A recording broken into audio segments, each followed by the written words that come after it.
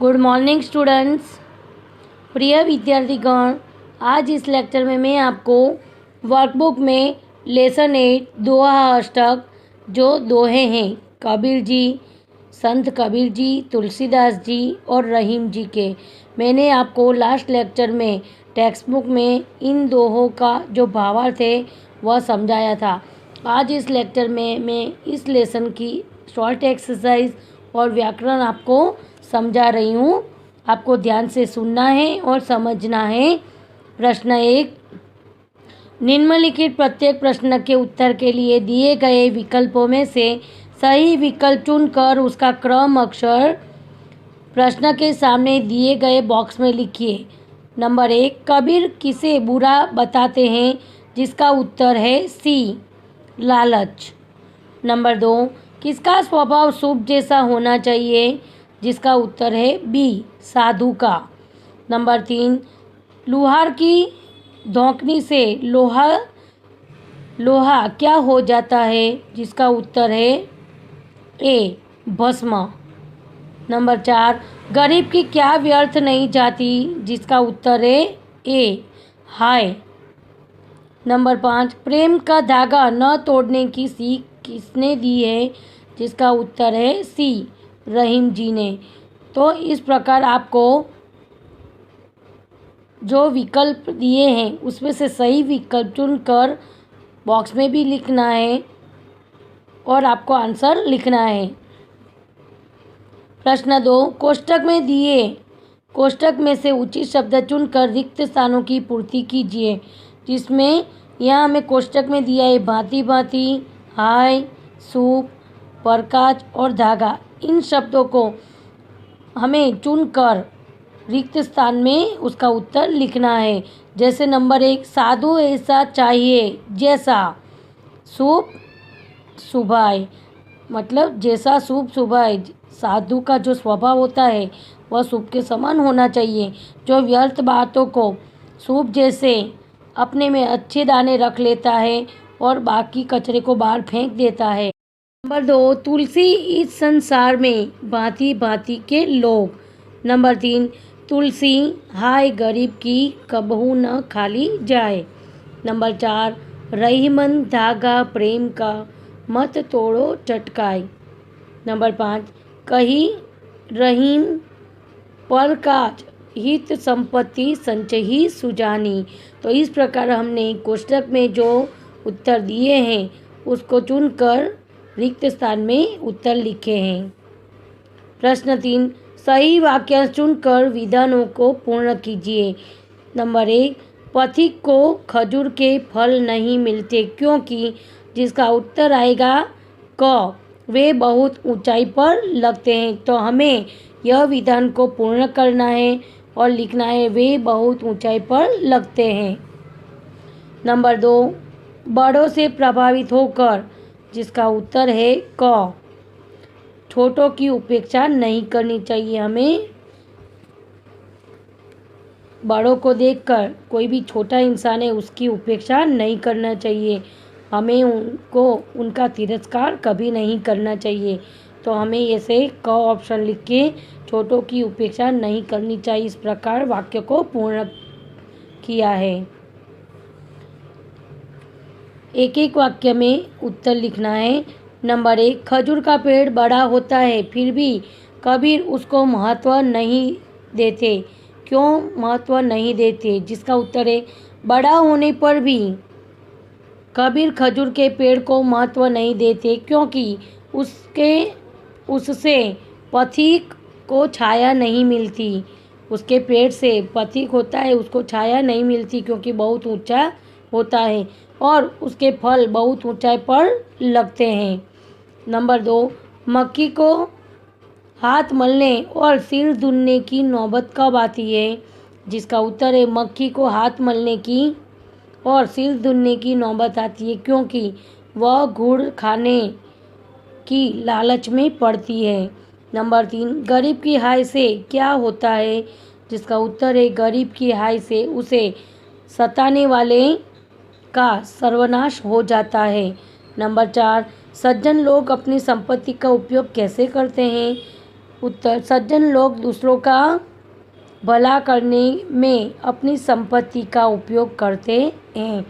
Number 5, प्रेम के धागे में गांठ कब पड़ जाती है? जिसका उत्तर है, प्रेम के टूटे हुए धागे को फिर से जोड़ने पर उसमें गांठ पड़ जाती है। नंबर 6, बड़ों को देखकर क्या नहीं करना चाहिए? जिसका उत्तर है, बड़ों को देखकर छोटों की उपेक्षा नहीं करनी चाहिए। तो इस प्रकार एक एक वाक्य के उत्तर आपको पढ़कर समझकर फिर लिखने हैं। आपको यह जो निम्नलिखित प्रश्नों के उत्तर लिखिए, यह जो लॉन्ग आंसर से वह भी आपको पढ़कर समझकर फिर वर्कबुक में लिखने हैं। प्रश्न 6, निम्नलिखित मुहावरों का अर्थ देकर वाक्य में प्रयोग कीजिए।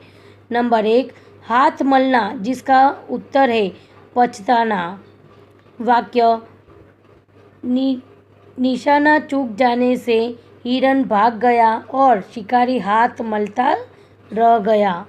नंबर 2, सिर धुनना, उसका अर्थ भी होता है पछताना, जिसका वाक्य है, सिर धुनने से बिगड़ा काम नहीं बनता। नंबर 3, हिल मिलकर चलना, जिसका अर्थ है सहयोग करना। वाक्य, सबसे हिल मिलकर रहने में ही समझदारी है। नंबर 4, लोह भस्म हो जाना, जिसका उत्तर है कठिन चीज का नाश हो जाना। वाक्य, जब आग में लोह भी भस्म हो जाता है तो लकड़ी क्यों नहीं हो सकती? प्रश्न 7, निम्नलिखित शब्दों के विरुद्धार्थी शब्द लिखिए, यानी ऑपोजिट वर्ड्स। नंबर 1, सत्य, जिसका विरोधी शब्द है असत्य। नंबर 2, आदर, जिसका विरोधी शब्द है अनादर। नंबर 3, स्वकाज, जिसका उत्तर है परकाज। नंबर 4, बुरा, जिसका विरोधी शब्द अच्छा। नंबर 5, प्रेम, जिसका विरोधी शब्द नफरत। नंबर 6, नज़दीक, जिसका विरोधी शब्द दूर। नंबर 7, मृत, जिसका विरोधी शब्द जीवित। नंबर 8, धनी, जिसका विरोधी शब्द है गरीब। नंबर 9, छोटा, जिसका विरोधी शब्द है बड़ा। प्रश्न 8, निम्नलिखित वाक्यों में रेखांकित शब्दों का प्रश्नवाचक और संबोधक वाचक सर्वनाम में वर्गीकरण कीजिए, यानी हमें प्रश्नवाचक सर्वनाम और संबंधवाचक सर्वनाम को अलग करना है। जैसे यहाँ हमें कुछ वाक्य दिए गए हैं। नंबर 1, वह कौन आ रहा है? तो कौन प्रश्नवाचक सर्वनाम है। नंबर 2, जैसी करनी वैसी भरनी, तो जैसी और वैसी यह संबंधवाचक सर्वनाम है। नंबर 3, जो चलता रहेगा वह मंजिल तक पहुँचेगा, तो जो और वह यह संबंधवाचक सर्वनाम है। नंबर 4, आज का इनाम किसे मिलेगा? तो किसे यह प्रश्नवाचक सर्वनाम है। नंबर 5, जिसकी मेहनत उसकी सफलता, जिसकी और उसकी यह वाक्य में संबंधवाचक सर्वनाम है। नंबर 6, आप क्या ढूंढ रहे हैं? तो क्या यह प्रश्नवाचक सर्वनाम है। नंबर 7, किससे कहा आज मेहमान आएंगे? किसने कहा आज मेहमान आएंगे? तो किसने यह प्रश्नवाचक सर्वनाम है। तो इस प्रकार कौन, किसे, क्या, किसने, ये ऐसे जो भी शब्द आते हैं यह शब्द प्रश्नवाचक शब्द है, तो इसे प्रश्नवाचक सर्वनाम कहा जाता है। और संबंधवाचक जैसी, वैसी, जो, वह, जिसकी, उसकी, यह जो शब्द है वह संबंध दर्शाता है, इसलिए इसे संबंधवाचक सर्वनाम कहा जाता है। प्रश्न 9, निम्नलिखित वाक्यों में प्रश्नवाचक सर्वनाम को रेखांकित कीजिए।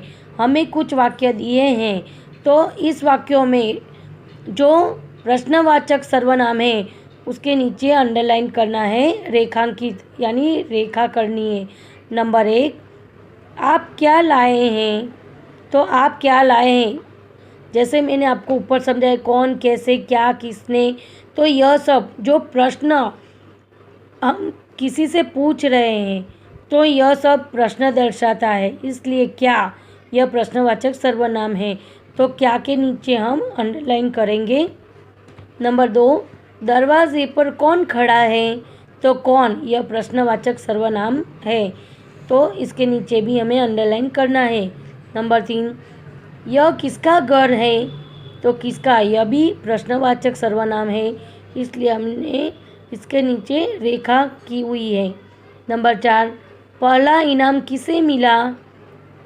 तो किसे यह भी प्रश्नवाचक सर्वनाम है, तो इसके नीचे हमने अंडरलाइन की हुई है। तो इस प्रकार वाक्यों में क्या, कौन, किसका, कैसे ऐसे अगर शब्द आते हैं तो यह प्रश्नवाचक सर्वनाम है, और जैसी, वैसी, जो, वह, जिसकी, उसकी ऐसे कोई शब्द आते हैं तो यह संबंधवाचक सर्वनाम कहा जाता है। तो इस प्रकार आपको यह जो शॉर्ट एक्सरसाइज है, व्याकरण जो मैंने समझाया वह भी आप समझे होंगे। आपको यह जो भी व्याकरण है, शॉर्ट एक्सरसाइज है, एक एक वाक्य के जो आंसर है, यह सब पढ़कर समझकर फिर वर्कबुक में लिखना है। लॉन्ग आंसर्स भी आपको पढ़कर समझकर फिर लिखने हैं। एक्टिविटी में हम देखेंगे, यहाँ हमें दोहे दिए हुए हैं जिसका अर्थ हमें देखना है, जिसका भावार्थ यहाँ दिया हुआ है। नंबर 2, निम्नलिखित दोहों का सरल अर्थ लिखिए। सांच बराबर तप नहीं, झूठ बराबर पाप, जाके भीतर सांच है, ताके भीतर आप। तो इस दोहे का भावार्थ यहाँ हमने लिखा है, सत्य के समान कोई तप नहीं है और झूठ के समान कोई पाप नहीं है।